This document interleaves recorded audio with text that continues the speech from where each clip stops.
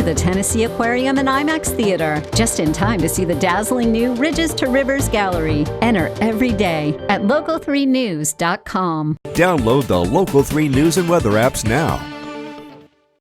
If you are having a project that you're about to start around your house, I bet you're excited and nervous all at the same time, because even a small project costs you some money and some time and a lot of emotional angst. So Jamie Breneman is back on the show with us with Chattanooga Exteriors. He knows that all too well. So he's going to play teacher for us this morning and kind of give us some things to avoid or make sure we do when hiring a contractor. That's fair.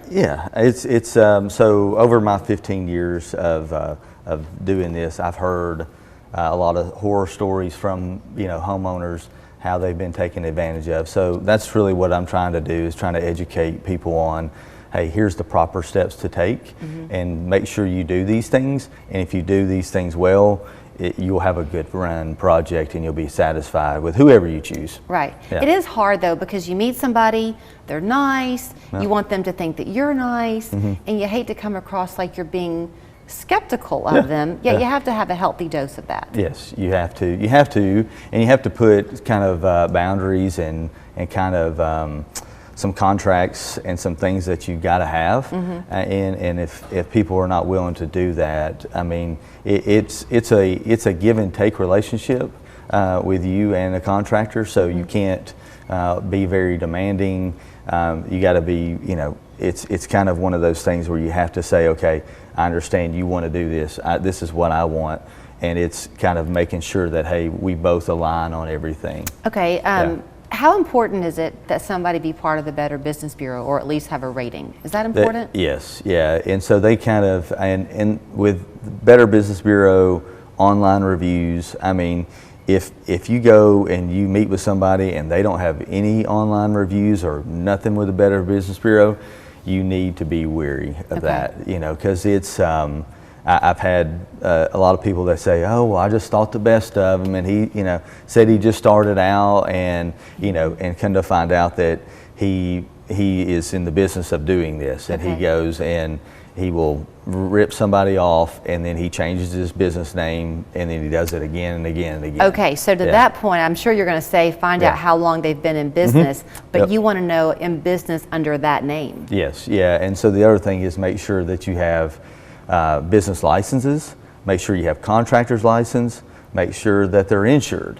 Find out who their insurance company is and request the insurance certificate from their carrier. And so you can do those things, and if you have a good contractor, he'll provide all those things to you.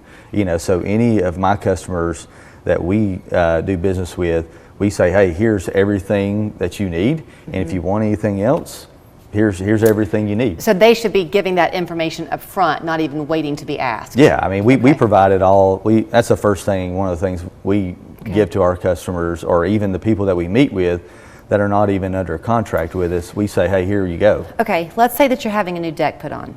You do that a lot. Yeah. You're having a new deck put on, and it's going to cost $15,000. Yes. And if you have someone say to you, okay, my plan is I require half up front and half upon completion. Yeah. Is that normal, or is that a bit high? It's the way we do it, that is acceptable. I wouldn't give anybody more than half. I've heard of people saying, hey, I need all the money up front. Never do that. Half is probably the most that I would go. I would typically do 30% down, 30%, 30%, and then 10% once everything is done. Okay. So what that looks like is, hey, 30% down, and that's just basically I'm buying the materials. That helps me get those paid for. And then let's say 30% when the decking is down, 30% when the rails are done, and then everything is completed and you're satisfied, and then you pay that last 10%. When you're dealing with the contractor as the customer, I'm talking to you, right? Yep. But then you won't necessarily be on site, or should the contractor be on site periodically to see how things are going? Yes, so you need to have, so those are the kind of questions you need to ask. Okay, what kind of supervision is going to be on site daily? Do you have a project manager? Is it you know, because it can be, hey, it's me, I'm the owner of the company, and I've got all these crews, and, you know, I may be here, you know, for 1 day a week. I depend on them. And so you need to kind of know that up front, and if you're okay with that, that's fine. But you need to know what kind of daily supervision that's going to go on, and okay, am I going to get updates? Who do I call when things go wrong? Who is my first point of contact? You know, these type of things are good things to have. Nobody can, a lot of this, I would imagine, is I kind of have to see what I'm dealing with when I'm into this project. Yes. You've been on recently about siding. Yes. And you have mentioned that sometimes there can be mold under there. Yes. So if there's mold under there, you have to treat it. Yes. But the customer needs to know kind of how much to expect that price to be? Yes. Yeah. So we give people kind of a list of, you know, kind of, and we have basically a kind of a piece of paper kind of that we walk through people with on what to expect. Okay. Like, okay, you could have rot, you can have this, you can have these things to occur, and this is kind of a ballpark of what to expect percentage wise, you know, of the project. And, you know, this is something that we've done down the street, and they had rot, or they didn't have what they needed, so we brought their house up to code, and that cost them an extra X number of dollars. Should you have that in writing? That part would be kind of hard if it's hiding behind something like you don't really know.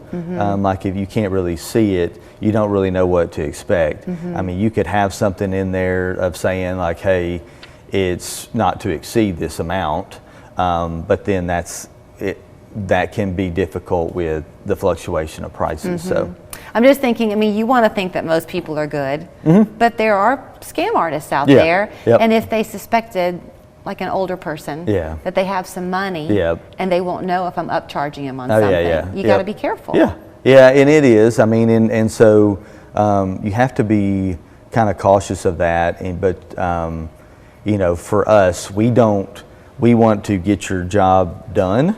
So we want to get, like if we're building your deck, we want to get your deck replaced and get and go on. Right. And we're not in the business of saying, okay, yeah, we got your deck tore down, now we're going to nickel and dime you to death. Yeah, sure. Yeah, I mean, But that's because you're you. Yeah, I mean, and it's good business. It's good, and that's why we've been around for so long. What about the importance of getting 3 estimates? Is that still a thing?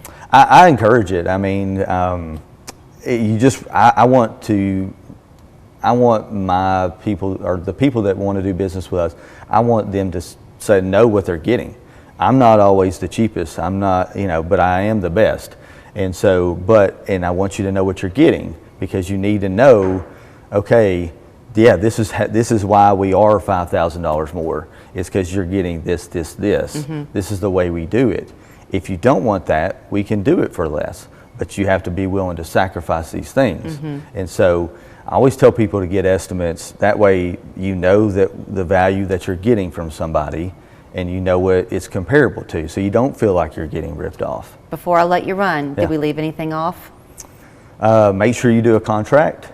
Make sure, and kind of what to expect, and lay out those payment guidelines in there. And just, I mean, and I would have a pre-construction meeting of knowing what that kind of process is going to look like. And I would know what that process, I would say, hey, tell me what it's going to look like, and then let's walk through it with kind of your project manager. All right. Yeah. Well, here's how you can get in touch with him at Chattanooga Exteriors. It's simple. 805-3800 is the phone number. ChattanoogaExteriors.com is the website. Everything from siding and windows and doors and decking. If it's on the outside of your house, he'd love to help you. Yeah. Thanks, Jamie. Thank you. Zaxby's Asian Sensation Salad comes with hand-breaded